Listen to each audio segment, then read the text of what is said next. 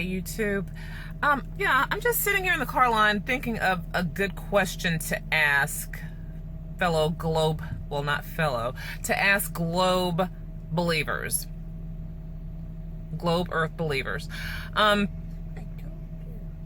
question is, so you're saying that gravity is what caused the apple to fall from a tree, land on the ground, and instantly Sir Isaac Newton said, there must be a force that's pulling this apple. Well, what about the other apples? Was that the only apple that he saw on the ground? Apparently, farming and agriculture was not something that he was familiar with, to understand that once the branches, once the apple is ripe, it falls from the branch because it gets too heavy, the weight of it. Apparently he didn't get that. Also, wouldn't you think that the branches would be constantly drooping down if gravity was so strong, the gravitational pull was so strong that the branches would be hanging at all times, trees would be just completely down, all the branches would be just hanging down so low, being pulled. And then that tension would probably split the trees in half. The other thing is centrifugal force. Okay, they talk about centrifugal force. And they say that the reason that gravity is not as strong at the equator or is weaker at the equator is because due to the centrifugal force of the spin of the earth as it's rotating. So if that were true and the centrifugal force was that powerful to make gravity weak, these people would be torn to shreds. They would not be able to obtain a distance. They would be smushed to the ground, as the riders who ride in the Gravitron carnival rides are smushed to the wall. They would not be able to move whatsoever, would be dead. But yet here we are, and they're talking about, okay, so gravity is what keeps everything down. Oh, well, except for helium balloons and insects and dust and things like that, because it's really weak, even though it is said to be the force that holds the universe, the galaxy together, that holds the entire galaxy. And if the gravitational constant is all the mass in the, well, I'm not even going to say the universe, I'm going to say on Earth. If all of the Earth's mass collectively combined, is equal to the gravitational constant, how in the world can anything smaller than oceans, seas, mountains, trees survive? There will be no way to even survive. Okay, and so after that video was taken, I then started to search up different websites about why do apples fall from trees. Of course, lo and behold, everything dealing with science or scientific websites, they would have gravity as the cause, as the root cause of why apples fall to the ground.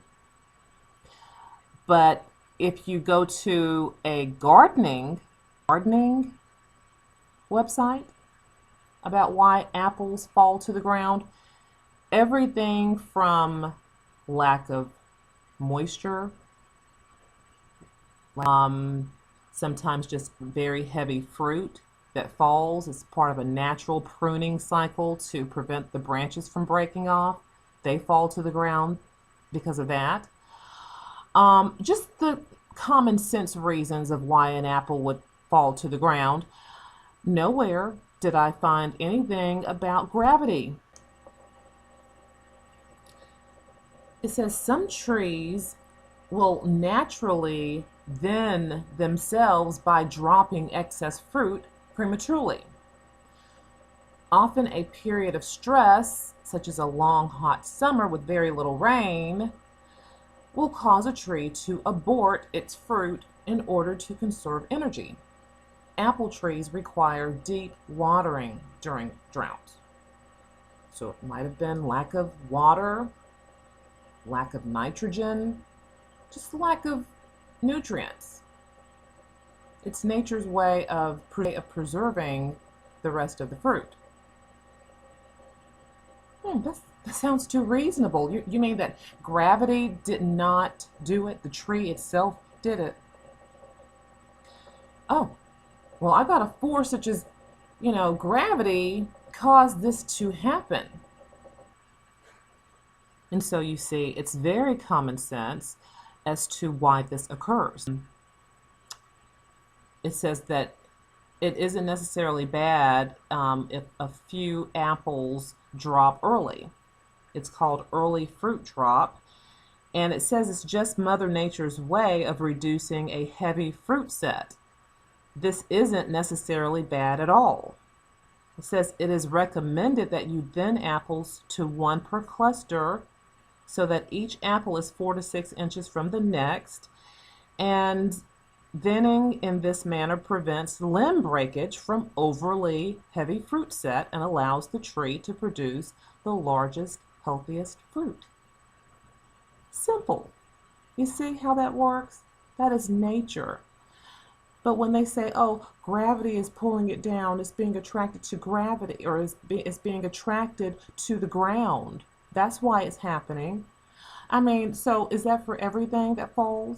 When people fall, are they being attracted to the ground, or did they just have an accident? Did their legs give away from underneath them? It's like everything that falls. So now everything that falls, accidentally or not, it's because gravity is pulling it down. Well, you would think that gravity would constantly be weighing on us for us to not even be able to move from one point to the other. And I mean, it's just so ridiculous. The more I think about it, it's like, okay, you say gravity is the answer to everything, and yet a helium balloon, something that just goes in the opposite direction, what are we supposed to believe? That anti-gravity is working now? It's just really ridiculous. Which also means that clearly he did not know about density and buoyancy. Right? Density and buoyancy. I mean, if the object is heavier than the air, then it will drop down because the weight of the object, the weight of it, it's more dense. It's heavier than the air around it. In like manner, the reason that things float up like a helium balloon is because the helium is lighter than the air, buoyant.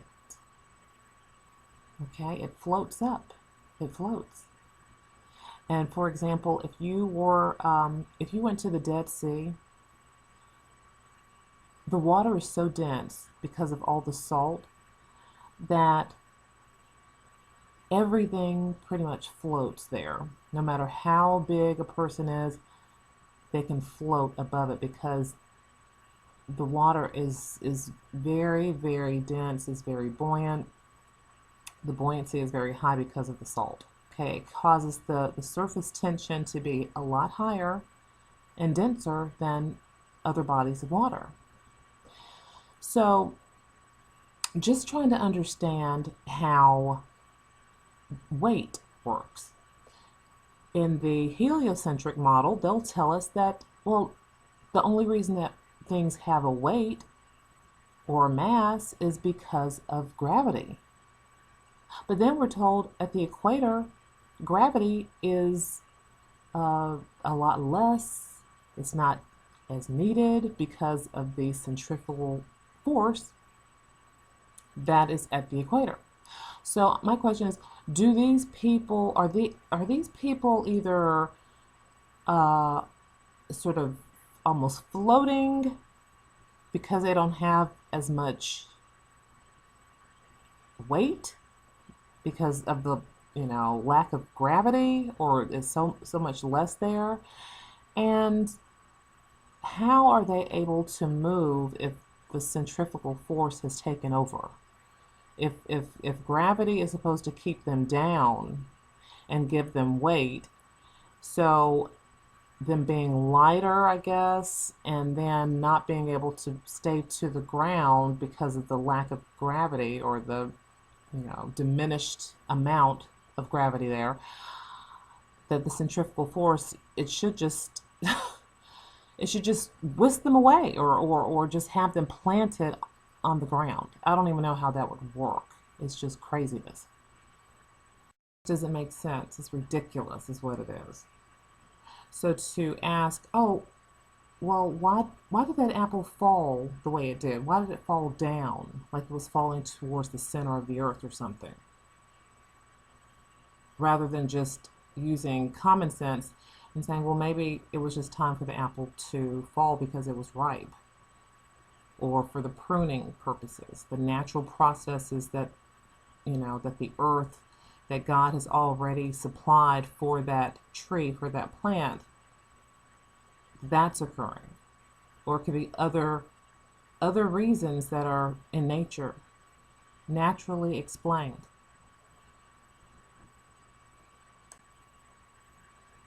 But yeah, that will conclude this video. It's just food for thought, once again, and asking the questions that are so blatantly obvious, I guess. It's just one of the things that we have been taught, indoctrinated into believing, that gravity is the cause of anything falling to the ground.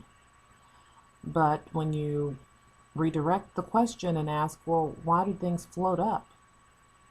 It's just like, oh, okay, well, then gravity is just no longer a strong force anymore. It's just something that is circumstance and happenstance. So just look into it and research it for yourself and draw your own conclusions. But at the end of the day, we have to use God's common sense that He has given us. Well, until the next time, I hope you be blessed. If you like the video, please give it a thumbs up. I appreciate it. Take care.